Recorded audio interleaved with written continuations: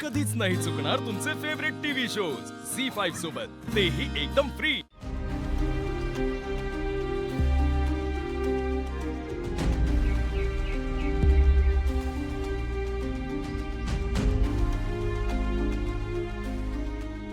तू कुठे चाललाय सांगा दे। अगं मी पुण्यात निघालोय एका कामासाठी। नाही जायचं। का? मी सांगते म्हणून तू कुठेच नाही जायचं।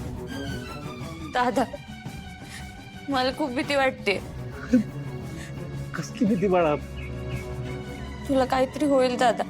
मला कशाला काय होते बाळा?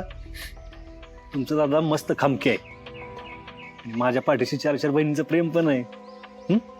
मला कशाला काय होतंय? दादा तू सिद्धार्थला शोधायला पुण्याला चाललाय ना?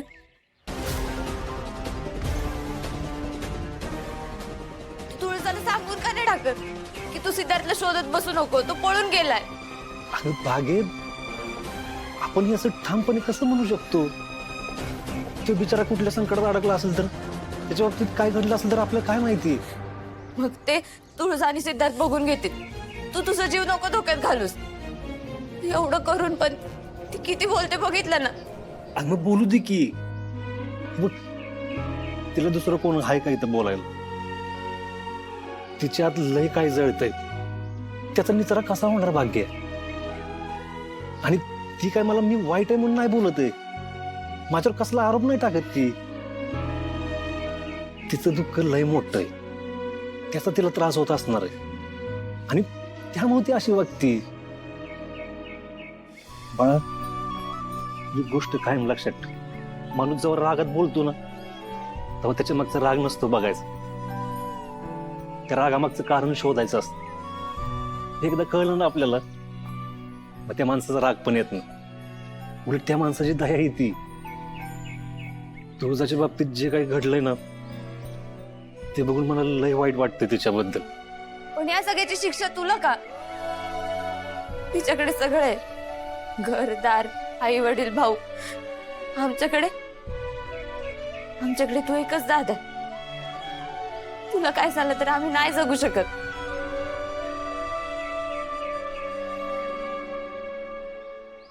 येडा बाई, तुला सांगितलं ना मी काय होणार नाही मला। हे बघ, आपण कधी कोणाचं वाईट केलंय का? मग आपलं बी काय वाईट होत नाही, आपलं कायम चांगलंच होणार। काय नको काळजी, या तुम्ही जाऊन।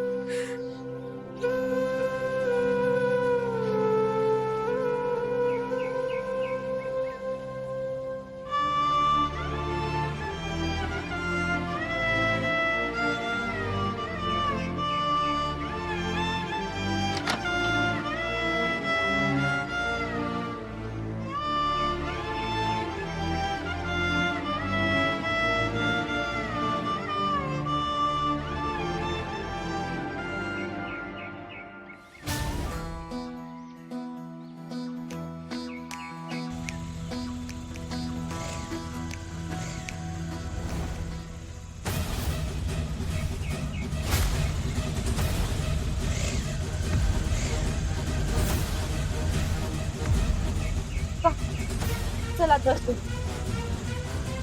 अक्का तू बसात।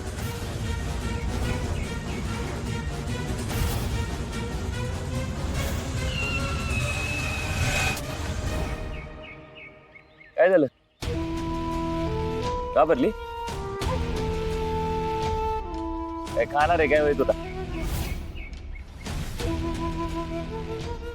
माझी दुश्मनी तुमच्या भावाबरोबर आहे, पळपुट्या भावाबरोबर।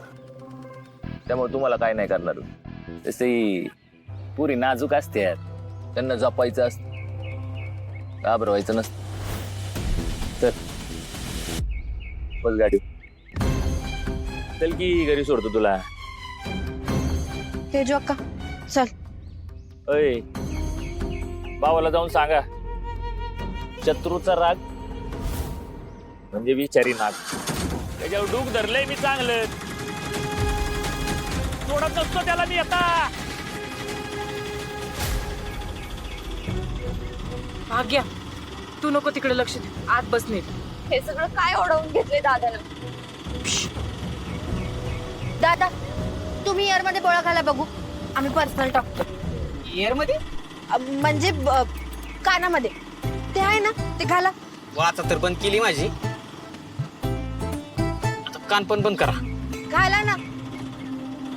आता बोल, काय बोलायचं? हा काय मस्करीचा विषय आहे का?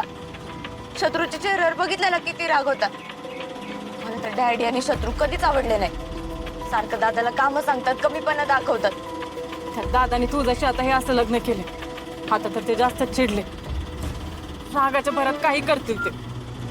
दादाने आजपर्यंत जे काय केलं ते नीट विचार करूनच केलं, पण या लग्नाच्या बाबतीतच दादाने असा अविचारी निर्णय का घेतला ना तेच कळत नाही मला. अक्का असं का बोलतेय तू? तुला नको होतं का तुळजा आणि दादाचं लग्न झालेलं? अगं, पाहिजे होतं, पण ते असं व्हायला नको होतं ना. आपला दादा असं पळून कसं काय जाऊ शकतो? एवढा चुकीचा रस्ता तो कसं काय निवडू शकतो? तो कधीच चुकीचं वागू शकत नाही तेजू अक्का. विश्वास ठेव. हो भागू, आमचा विश्वास आहेच की दादावर. पण तू अशी अचानक ओरडून का सांगते? अक्का मला ना आजकाल हिचं काही कळना झालंय बघ. अशी विचित्र वागायला लागली. कधी लय मोठ्यांसारखी वागते, कधी गप्पच बसून राहते. भागू अगं तू दादाचं टेन्शन नको घेऊ. आपला दादा ना लाखात एक आहे बघ, लाखांवर भारी पण आहे. हेही खरंच आहे, पण आता जे काय झालं कुणालाही कळू देऊ नका. नाही सांग.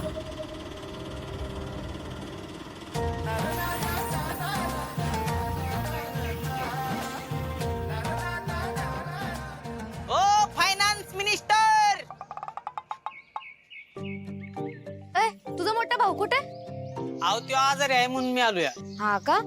मग ठीक आहे, पैसे पण त्यालाच मिळतील, तुला नाही देणार. चला ग. हो असं काय करताय फायनान्स मिनिस्टर? एक तर गाडीनं घोटाळा काढलाय, त्यात गावाचं रोड हे असलं, त्यात ही हा त्यात काय भोका पडत नाही तुझ्या रिक्षाला, कळलं ना? ओ ताई, तुम्ही माझं पैसे वाढून द्यायचं बघा, नाहीतर रिक्षा ऐकायची वेळ येईल आमच्या. एक तर आम्हाला परवडत नाही तुमच्या घरची ट्रिप. हा म्हणजे असं भयानी सांगायला लावलंय मला. परवडत नाही? अशी कशी परवडत नाही? आता बघ की, तसं पण तू दिवसभर त्या बस स्टॉप समोर उभाच असतो ना गिरायकांची वाट बघत. आता दिवसाला 10 जरी गिरायक धरली तर 200च्या वर तुझा धंदा होत नसेल. आम्ही तुला एका ट्रिपचे 100 रुपये देतो. आता 100 रुपये म्हणल्यावर तुझा अर्धा दिवसाचा धंदा आमच्यामुळेच होतोय की नाही तुझा? दिवसाचे 100 म्हणजे 10 दिवसाचे 1000, महिन्याचे 3000 आणि वर्षाचे 36,000. 36,000 तुला आम्हीच देतोय की नाही? बरं आता दादामुळे गावभर तुझी रिक्षा फिरती, पण तुझी फुकट फाकट जाहिरात होती. आमच्यामुळे तुला जास्तीचे गिराईक पण मिळतात. बरं आडी अडचणीला, बाळबाळंतिणीला, जत्राच्या वेळी तर तुला भलतेच डिमांड येते. आता हा सगळा हिशोब पाहता 5-6 हजाराचा धंदा आमच्यामुळे होतोय की नाही तुला?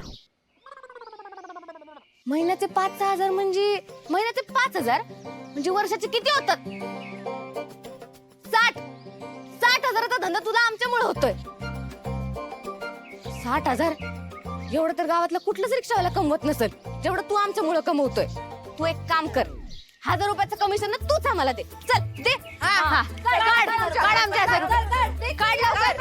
आता कशाला भोकारा पडतो तुझ्या रिक्षाला? काढ. गेला वाटतात राजूला घाबरून. झी5 ॲप डाउनलोड करा आणि पहा सर्व एपिसोड्स एकदम फ्री.